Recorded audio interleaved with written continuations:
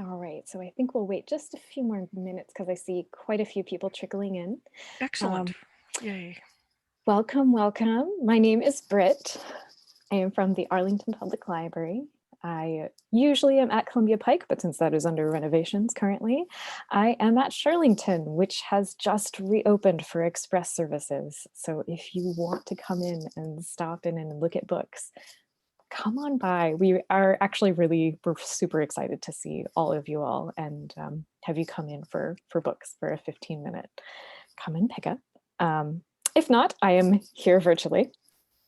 And I am very pleased to have Katherine Spivey tonight of the Regency Society of Virginia give a lecture on the Gothic women authors of the 18th and 19th centuries. So Katherine and I have talked about this quite a bit for a while, and we were actually supposed to do this, I think about a year ago in person. So it's been a journey, but we're so glad to bring this to you today. So I'll go ahead and let you know. All of you will be muted for the duration of the webinar, so don't worry about coming on and accidentally saying something. If you have any questions, please ask them through the Q&A icon at the bottom of the Zoom window. It'll look like a little set of file folders that say Q&A. We will take questions, of course, after the presentation. Katherine does have a lot of material to talk about, but feel free at any time to throw a question in the Q&A. We don't want you to forget. We do not have slides per se, so we cannot give you the slides after the presentation. However, the webinar is being recorded and will be available to view on Arlington Public Library's website and YouTube.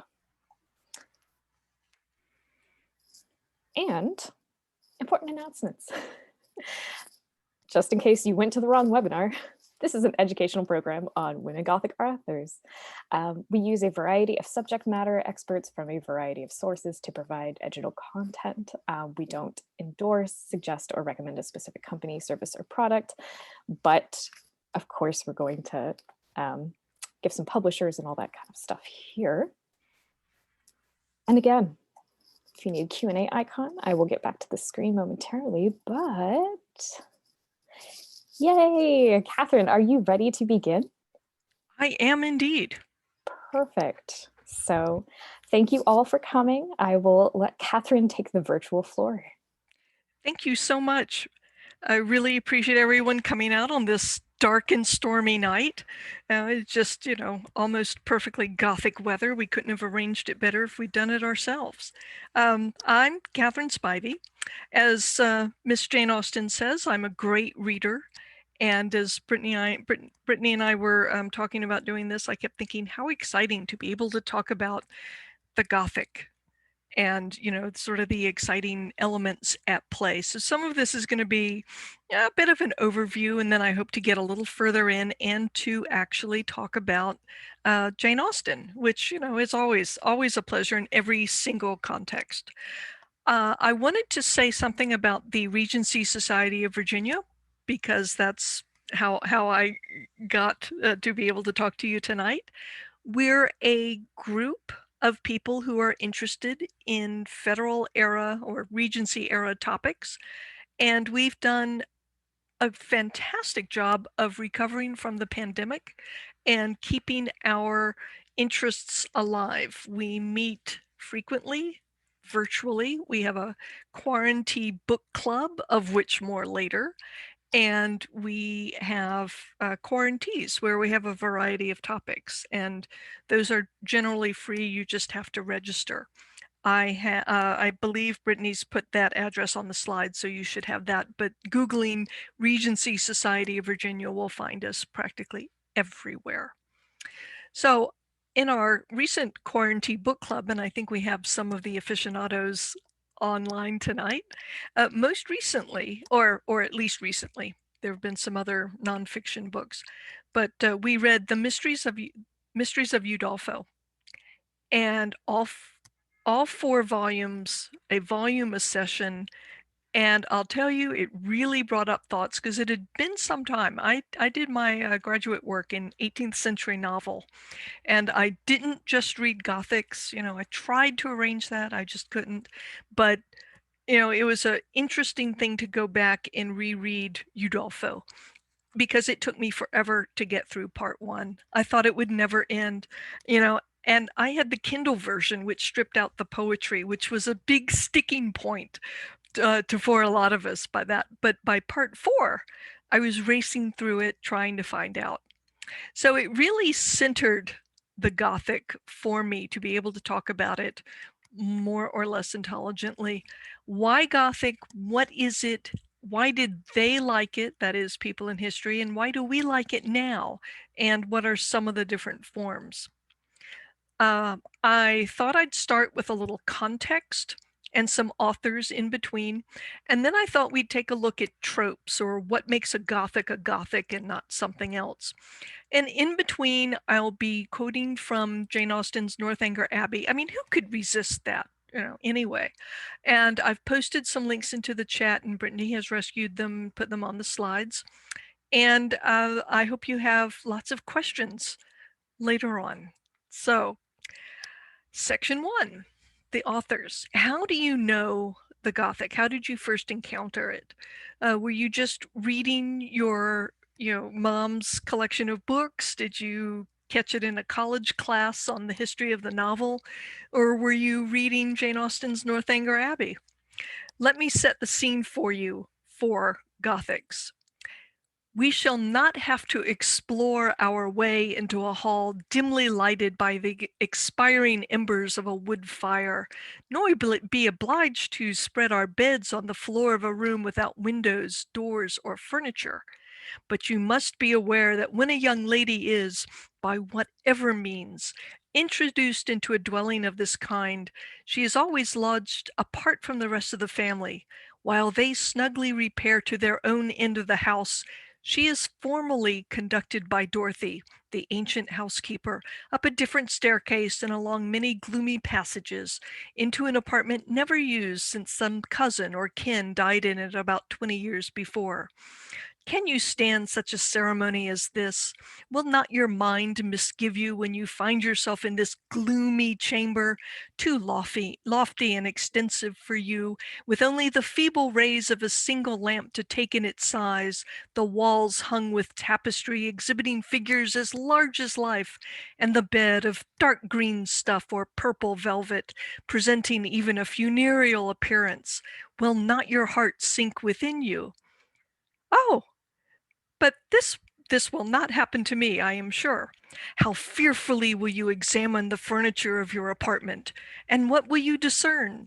Not tables, toilettes, wardrobes, or drawers, but on one side, perhaps, the remains of a broken lute, on the other a ponderous chest which no efforts can open, and over the fireplace the portrait of some handsome warrior whose features will so incomprehensibly strike you that you will not be able to withdraw your eyes from it. Dorothy, meanwhile, no less struck by your appearance, gazes on you in great agitation and drops a few unintelligible hints. To raise your spirits, moreover, she gives you reason to suppose that the part of the abbey you inhabit is undoubtedly haunted, and informs you that you will not have a single domestic within call. With this parting cordial, she curtsies off. You listen to the sound of her receding footsteps as long as the last echo can reach you.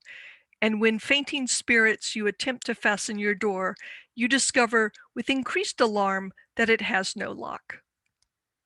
So that is Henry Tilney setting the scene for poor Catherine Morland, who we know already is devouring romances and Gothics at a great rate. Remember when she tells Isabella, I have been reading it, Udolpho, ever since I woke, and I've got onto the Black Veil. Are you indeed? Oh, how delightful. Oh, I would not tell you what is behind the Black Veil for the world. Are you not wild to know?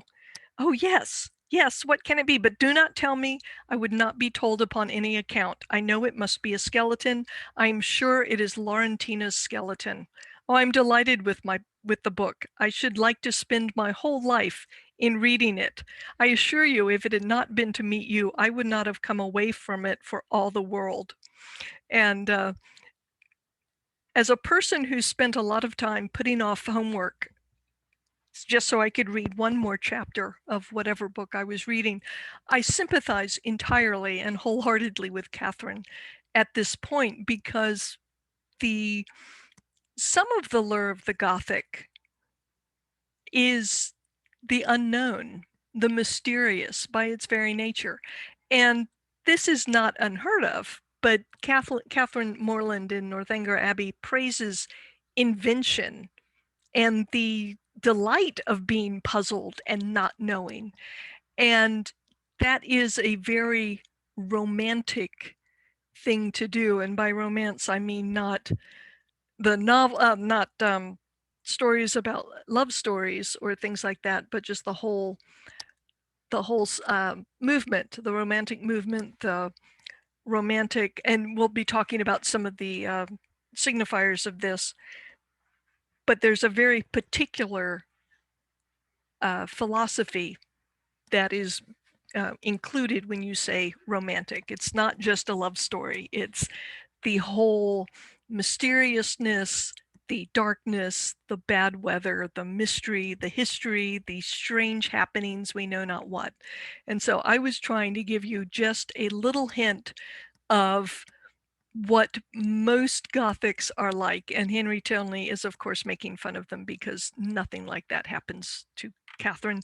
In case you haven't read Northanger Abbey, all of the papers turn out to be a laundry list, and that she is deflated. But Isabel says, I will read you the names of the new novels we'll read after Udolpho. Castle of Woffenbach, Clermont, Mysterious Warnings, Necromancer of the Black Forest, Midnight Bell, Orphan of the Rhine, and Horrid Mysteries. These will last us some time. But are they all horrid? Are you sure they are all horrid? And I wanted to tell you also, and you can go ahead and make a note or Google it, but Valancourt Books in Richmond, Virginia, are republishing some of the horrid novels that Jane Austen lists in Northanger Abbey. The section is actually called Jane Austen's Horrid Novels. And, excuse me, they are also reprinting the Minerva Press, which was a major publisher of some of these, of some of the Gothics, the major Gothics. So if your appetite is whetted, you can go and see what they have. They've been specializing in some later Gothic things as well. So, they're certainly worth looking at, and I follow them on social media because they're always very entertaining. So there's that amusing mix-up when Katherine asked John Thorpe if he's ever read Udolpho, and he says, no, it's stupid. And I was surprised that John Thorpe knew how to read. I will say he's definitely one of the most irritating characters, not necessarily wicked, but certainly irritating. And I was just amazed that he'd read The Monk and Tom Jones. I can understand him reading Tom Jones, but actually reading The Monk would be a little bit beyond him. But Henry Tilney is always my guy, because not only does he understand muslin and he's kind to his sister, he read Udolpho, and he was not ashamed to say so. He said, I remember finishing it in 2 days, my hair standing on end the entire time. Now, I wanted to mention something about Udolpho as we start talking about the Gothic and sort of the history of it. When I was reading it, I was very impatient with a lot of the mystery, the unexplained things, the people getting shut in closets, all of that, because I was thinking, oh, not that cliche again, not the black veil, not the ruined church. Oh, this is so tiresome. But they were new when she did it. When Ann Radcliffe wrote Mysteries of Udolpho, it was new. So, which is not to say that she was the first. Gothic fiction is a genre, a type of literature, a subset, if you will, covers horror, death, and romance, and adventure, and the mysterious, and all of that. Now, some of the early novels, definitely The Castle of Otranto, by shoot, I'm blanking. William Beckford, I think that was it. The Castle of Otranto by Horace Walpole. Sorry, caught myself on that. Very early, mid 17th century. Some other authors, Clara Reeve, the Old English Baron, I think I'm relying on my memory here. William Thomas Beckford, Vathek, pulling in the exotic other areas that people didn't know, and Matthew Lewis, the monk. That book was so famous that became his nickname. People didn't call him Matthew, he was Monk Lewis, which is like, I don't know, if Stephen King was suddenly nicknamed Shining or something like that. Lot of Gothic fiction because it was very popular, although a lot of older people said, those young people should not be reading those Gothic novels, of course, because that's what people say. And so a big question is, where did the Gothic come from? And part of this is like history of the novel in a way.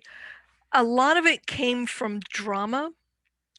The later Shakespeare, like Hamlet and Christopher Marlowe, John Webster, Thomas Kidd, even if those plays weren't performed, they were read.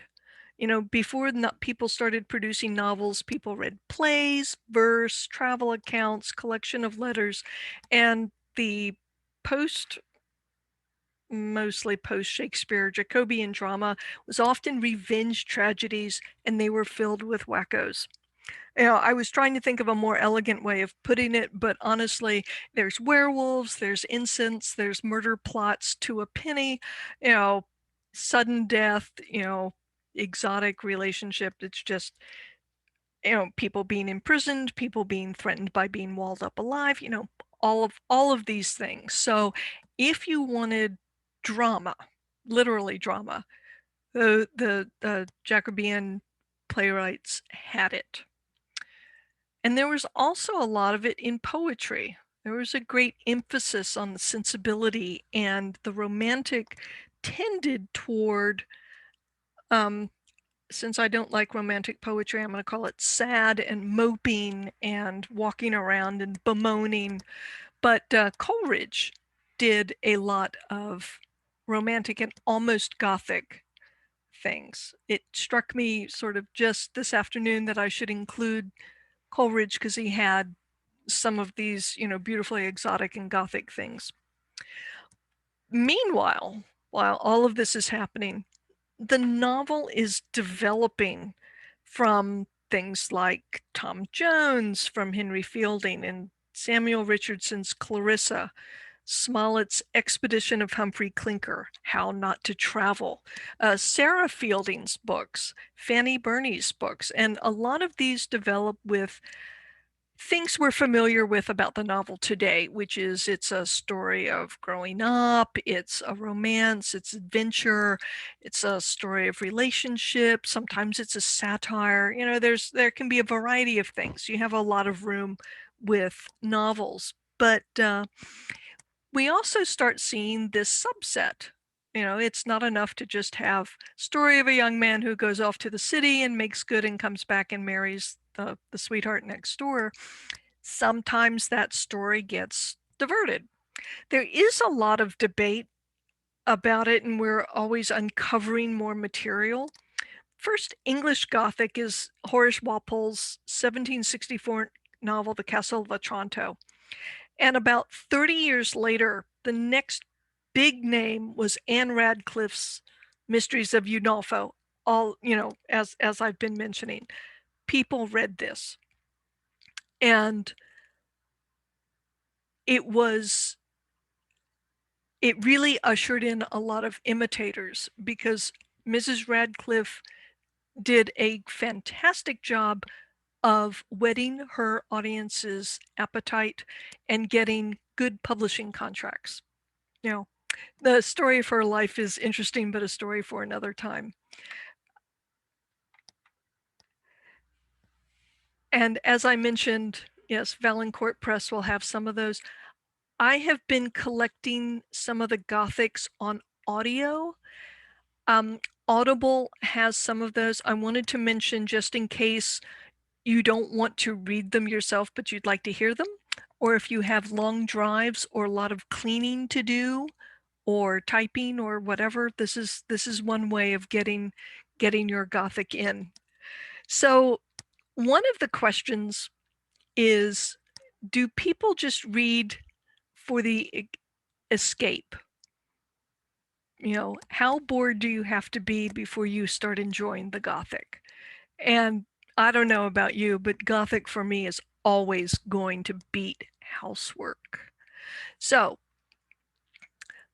what made it Gothic? The Gothic stressed emotion over reason or logic, and a sort of pleasurable terror. This was known as the sublime, which takes us beyond ourselves. You know, you stand on a mountain and you look out and you think, you feel emotions, you don't know how to describe them. So it's an actual search for the indescribable. And this edgy romanticism, verging into the Gothic, was popular throughout Europe, particularly among English and German language authors. So how do we know that it's Gothic? And to pull from a meme, it has to come from the Gothic region of Germany. Otherwise, it's just old, gloomy, and scary. So that's the meme on, if it's not from the Champagne region of France, it's just sparkling wine. So some of the tropes, and I may be able to send this to Brittany to send out to you later, but the list of the tropes is, there's a lot of darkness, there's a lot of shadow, there's caves, there's exploration. It's not a shopping mall. It would be a tour de force to do a Gothic novel set in a shopping mall. You know, not that we go to shopping malls anymore, but still. It also emphasizes isolation. And there, one of the novels I mentioned before, Samuel Richardson's Clarissa, was quite extraordinarily well known. And in that, Clarissa is isolated further and further. One of the things I heard in graduate school was that Richardson, the author, Samuel Richardson, was claustrophobic. And I've never seen a novel convey that quite so convincingly. She's just boxed up, boxed up further and further until she's in a casket. So there's that element of isolating, whether it's physically or emotionally or some other way. So darkness, isolation, madness, and confusion over what is real or unreal. So this is another one. Another version of the confusion over what is real, the framing of the story. You have to piece together rumor, folklore, local history, diaries, letters. So the person in the novel has to do a lot of research and finding and deciding, is this true? Is this false? How does this fit in? There can be diseases. There can be superstitions. If you think about it, some of the later Gothics, particularly from the Victorian era, things like Frankenstein, things like Dracula, novels like Dracula. There's this element of the Lamia, I forget, Carmilla, forgetting the author of that right now. But, all of this is something that could be made Gothic or weave into that. Superstition, dreams and nightmares. And that gets back to the question of the sublime. What takes you out of yourself? How do you know what is real or unreal? So there's some real philosophy behind this. It can also be very eroticized. There can be a lot of placement of this Gothic romanticism in a church. You couldn't move, I mean, for abbeys, convents, monasteries, ruins of these, hermits in cells. I mean, you know, I always got the impression reading all of these Gothics that you couldn't move for running into a hermit. You couldn't take 5 steps from your house and not run into a hermit. There's also atheists. Atheists come in as, you know, as part of characters. That's again confusion over what is real, what is true, what is proper. And of course, witchcraft, magic, the occult, you know, wouldn't be Gothic without some of that. Also, aristocracy. For some reason, every Gothic has to have a lord. I don't know if that's Lord Byron's fault, but it certainly could be. And death and the afterlife, because there are, of course, ghosts. So this is a lot of information about how do we tell it's a Gothic. And I think perhaps the best way of whether it's a Gothic is how do you feel afterwards? Are you keyed up? Do you have all the lights on in the house? Have you perhaps got a kitchen knife by your side just in case? The Gothics can be, you know, artificially constructed. People read notebooks, people read letters. Sometimes they're set in the past.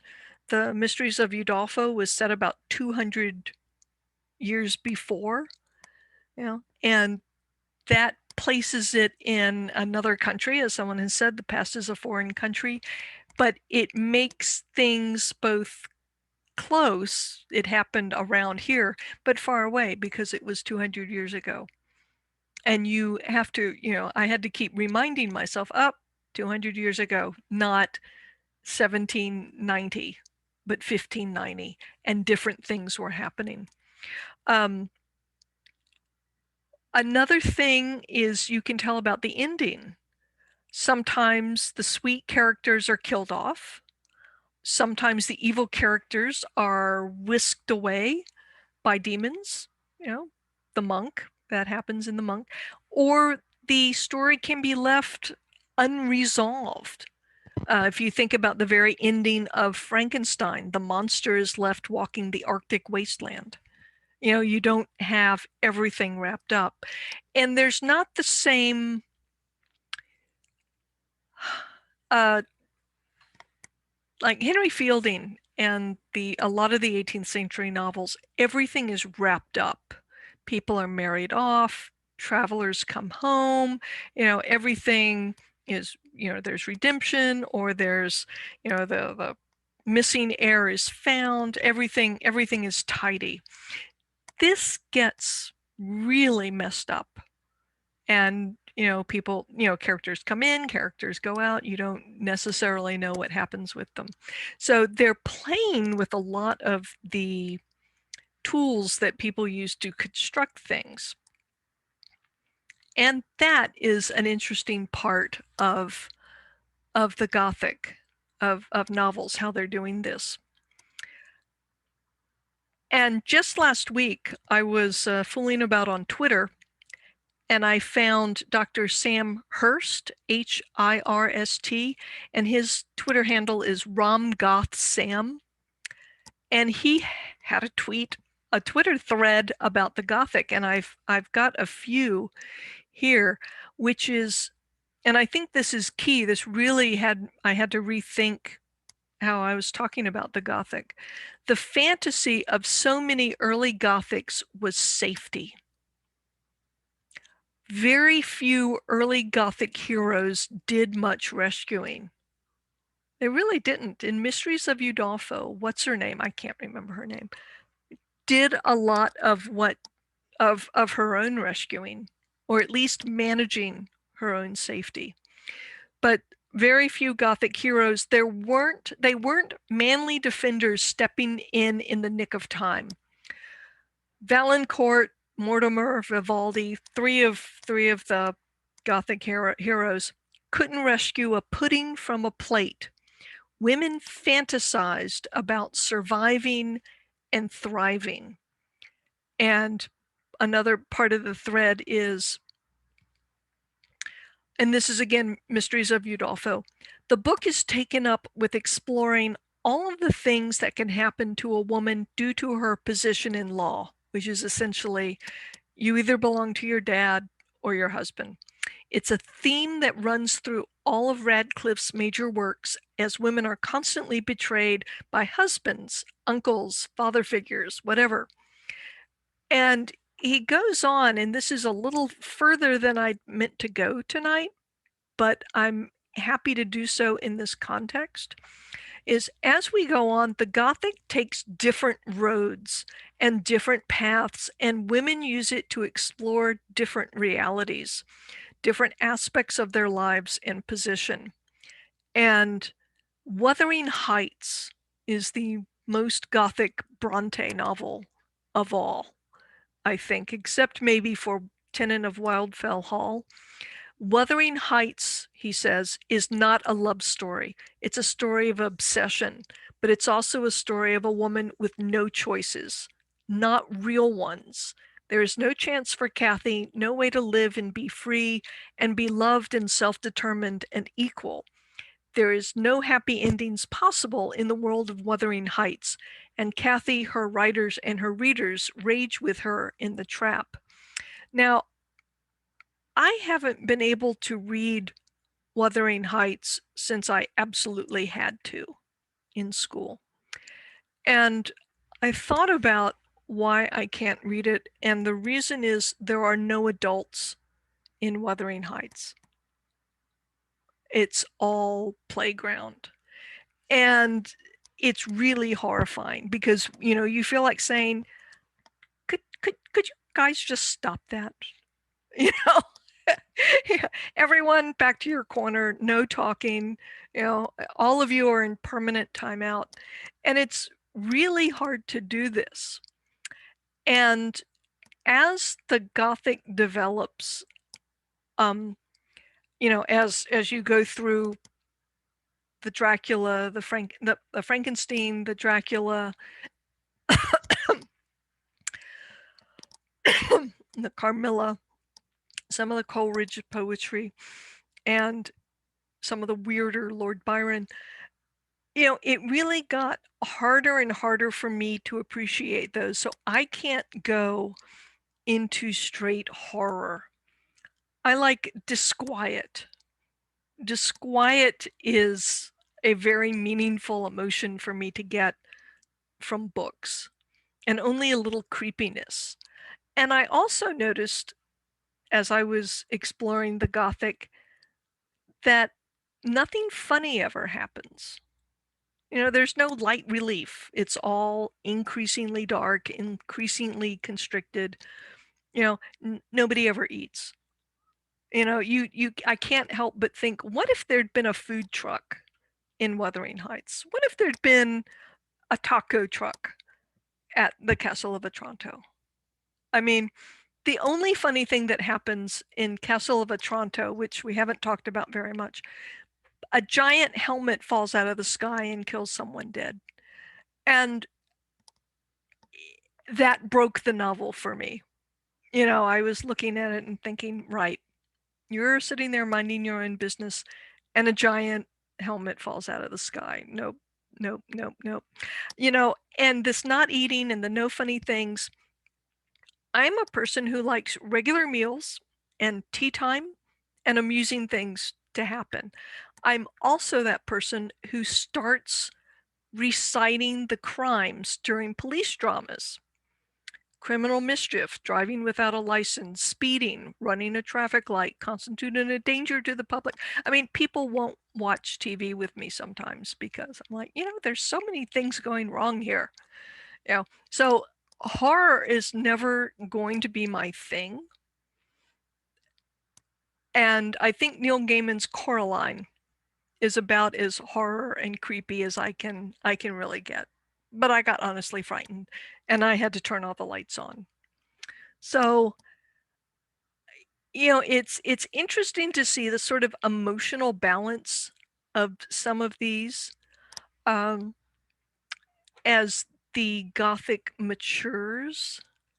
I mean, I still like the wildness of some of the original ones, and I think Ann Radcliffe really did have a lot of her plots under tighter control than I realized at the time.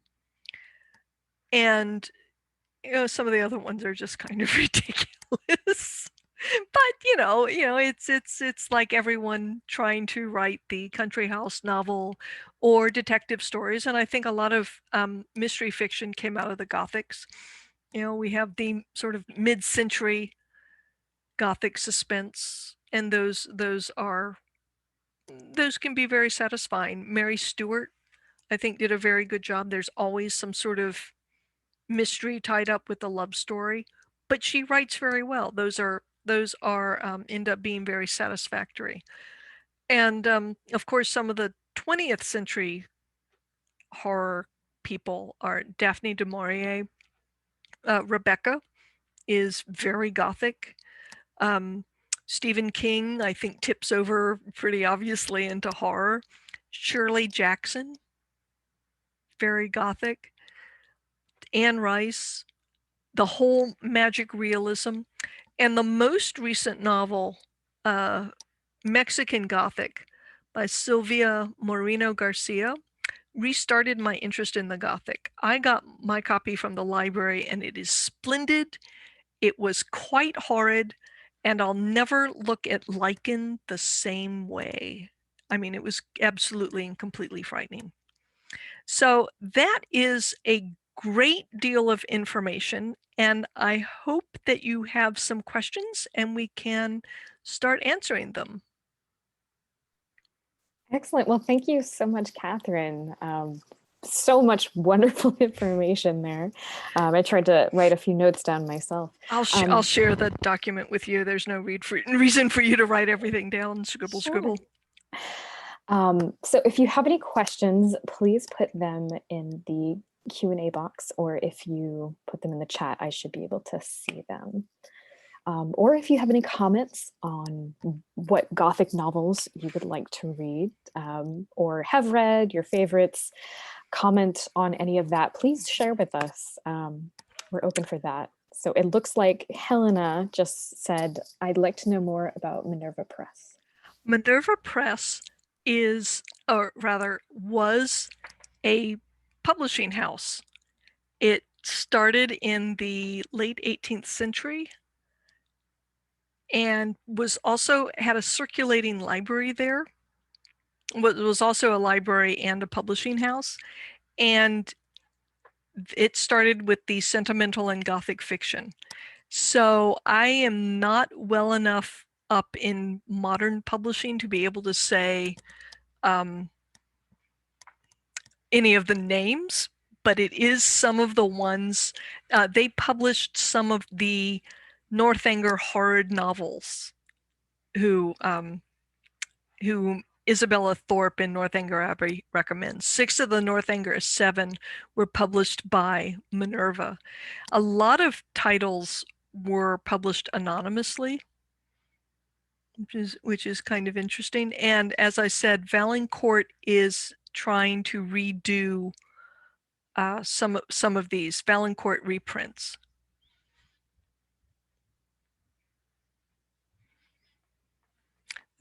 The tricky thing is trying to figure out which ones to order first, because frankly, all of the titles are awful. I mean, it's just really, really difficult to tell. Like The Castle of Wolfenbach, I don't know. The Mysterious Warning, that could be anything. The Orphan of the Rhine, you know, The Haunted Castle. Well, you can probably tell what's going to go on here. But it's really exciting to see things when they were starting.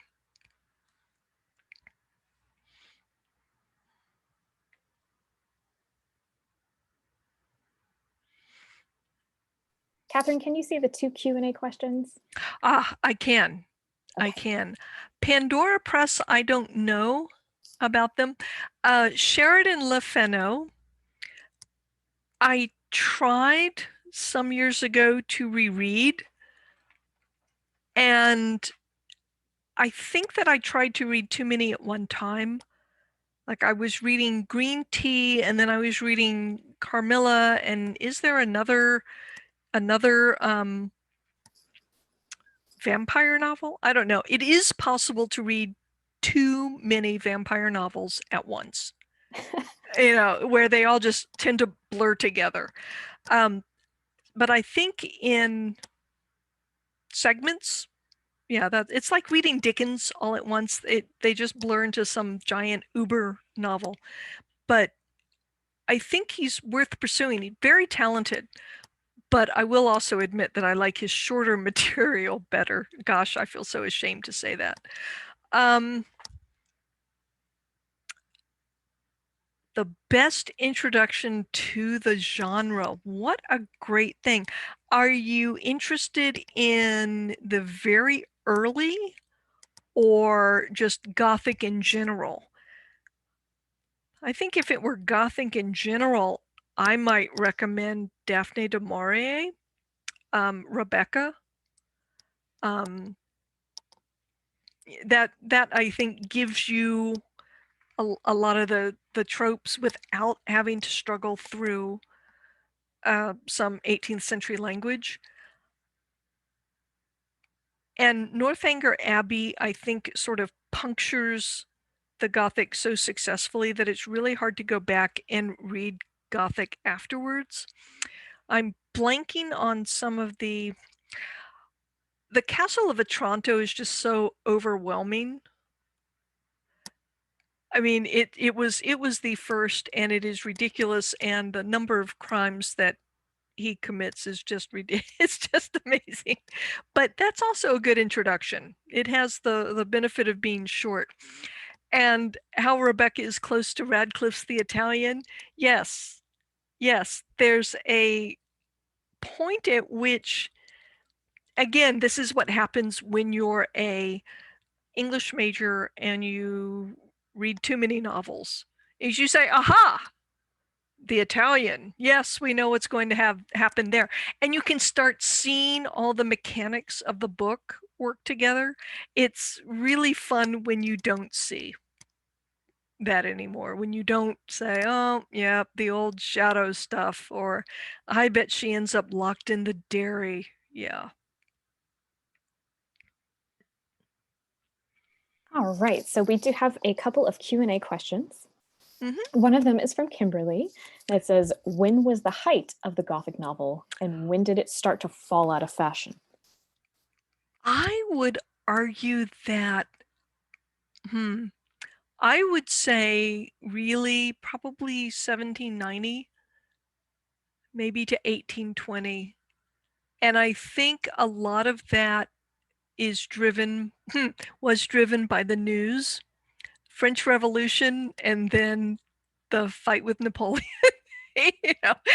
When the world is shattering around you and you don't know what's happened next, it's really nice to read about 200 years ago and you know that whatever happens can't actually affect you. This is sort of the question of, why do people like the Gothic? Why do people like horror fictions? But I don't think the Gothic ever really goes away. There was the whole litany of Sheridan Le Fanu and Edgar Allan Poe and some Charles Dickens and another author who is completely escaping me at the moment. I don't know what happened, but there's a lot of really shocking stuff. Oh, Bram Stoker, of course. The really shocking stuff in the Victorian era. Wilkie Collins, too. Honestly. Well, I know what that man was on. He was on opium. But what is it, 1840, 1860, 1870? There's a steady stream of this sort of imaginative fiction. And I'm sure they said exactly what my mother said. you can read that, but you can't have nightmares. You know, because yeah, I guess it's slightly better than television. But yeah, I'll share the document. I'm sorry, this was a question from AA wondering if she could have the document. Certainly.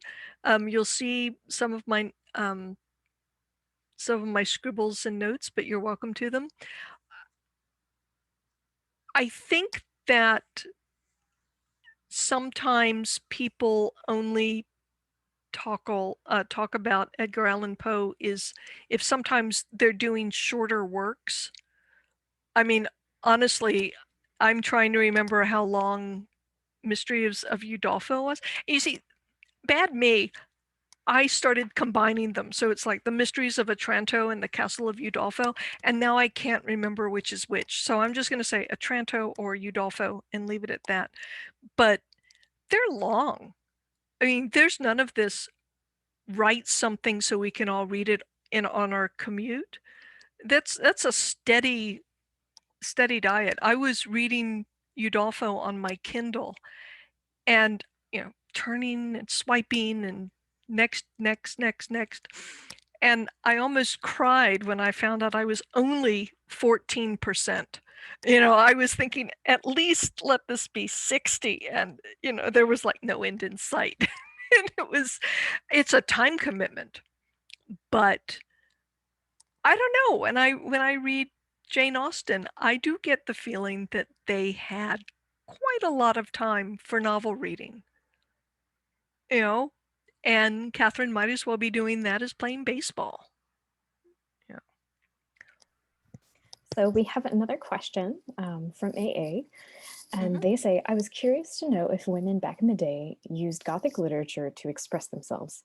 Back then, they did not really have much freedom and rights. How did they express this in their work? Happy face. Oh, what a fantastic question. That is really cool. Yes, they did. And this is a really interesting issue that people use available literature to see if they can, what they're allowed to say. And it is just fascinating to me that they look at, they start imitating. Because, I mean, if you're reading Northanger Abbey, this is perhaps the touchstone for a lot of people because it's short. It's not a true Gothic, it's a faux Gothic. But Isabella Thorpe is full of empty protestations. But that's a lot of what she reads. In it, people pledge undying friendship, and she says, "Oh, I was quite wild to be with you," and she's looking at the guys in the room.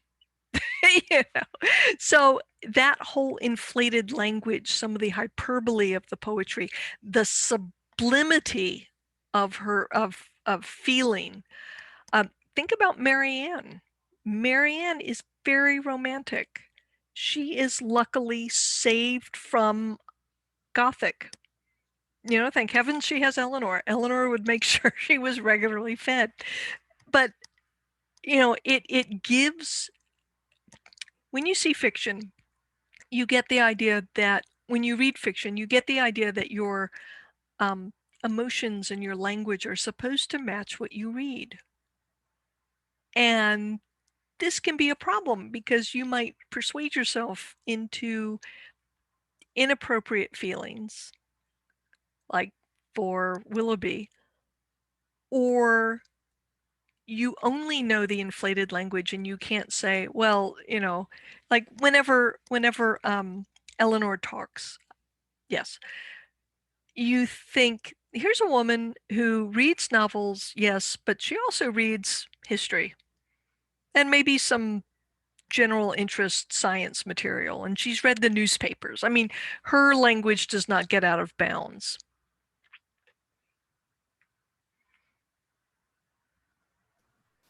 So I'm scrolling through the chat and making sure I haven't missed any other questions. It looks like someone else. I Oh, did go want to ahead. say there's a chat about the Wyvern mystery on PBS inspired by Le Fanu, and I think that that's what drove my reading Le Fanu, because I was, addicted to PBS and was watching it, and sometimes the TV adaptations just don't work, and I always like to go back and read it for myself just to see. But he's heavy going. I mean, great. I mean, I can go through Victorian novels, but still heavy going. I have not watched The Dark Angel. I did read Uncle Silas, and what else? There was somebody else I was going to mention, and I have momentarily forgotten it. Sheridan Le Fanu. I'm putting it in the chat just so you know.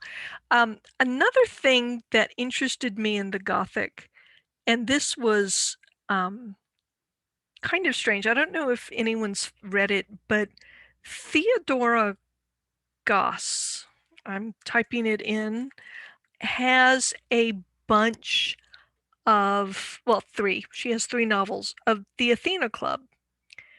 And it's the daughters of the men in Gothic tales.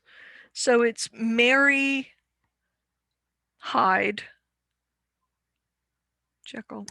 Jekyll, Diana Hyde, Rappaccini's daughter,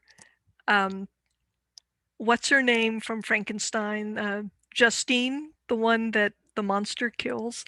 And they all band together and go around saving the world, and it's imaginatively written. It brings in Sherlock Holmes, and it's an interesting feminist twist on the Gothics, because often the whole thing about Gothic is woman in jeopardy or girl in jeopardy. And I don't know about you, but I get a little tired of that. And, I noticed that you mentioned Uncle Silas. The heroine does the saving. I love that in a book. I mean, it's one of the expectations that I like to see subverted. Like sometimes the butler does do it, and that's sort of the whole thing that I like twists. I like to be surprised. So a Gothic has to be very good to surprise and scare me, for that. But there's just some very interesting books in the Gothic. I just feel that sometimes that they would be great books to take on a cruise. We should have a Gothic cruise, and we'll just go and we'll just read the entire time in between meals. I think that would be a beautifully Austenian revenge. Catherine, that is so tempting. Yeah, but I'm seeing some names I haven't looked at in a while. I was like, oh yeah, that was a cool summer to be rereading all of the Sheridan Le Fanu that I could get. All right, so I think that there's another question that I missed. That is, what is the Federalist/Regency period? Oh, excellent! This is a fun thing. The technically, the Regency period is literally when George the Fourth becomes regent for his father, George the Third, when he has that period of madness. But roughly, I always think of it as 1790 to 1820. I mean, it's about that, but that's a comfortable period for me, a range for me to think of. So it's like the Scarlet Pimpernel to something else. Because I often think of the federal period is sort of the same time, but it's Jefferson, Madison, and Monroe here in the States. I mean, it's just called the Federal Period because it was Federalist. There was a heavy emphasis on that. So there are better dates that I don't know offhand. These are just the things that I use as my range. I think of it in relation to the clothes. When does the waistline creep up under the bust? When do women start wearing that long column dress rather than the bigger dresses? That's just some sort of shorthand. All right, so I think we only have about a few more minutes left. If anyone has any last minute questions, go ahead and throw them in now. Now or never.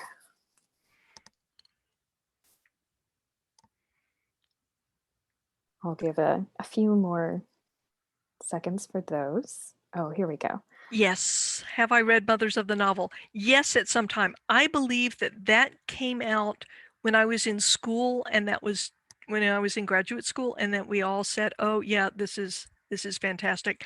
But it is very good because it gives a lot of the forgotten novelists. And it's really interesting to go back and read about some of the people who, and it's hard now, but think about supporting yourself with your pen, writing novels, getting published, because this was not one of the things necessarily that would be easy, but yeah, there were a couple of, as I said, harking back to some of the drama, a lot of the dramatists led into at least the novel of sentiment, and that's Susanna Centlivre and Aphra Behn slightly earlier, but having female dramatists, I think, really sort of paved the way. But it took a long time for novels to get very respectable. Only a novel, as Miss Austen says, but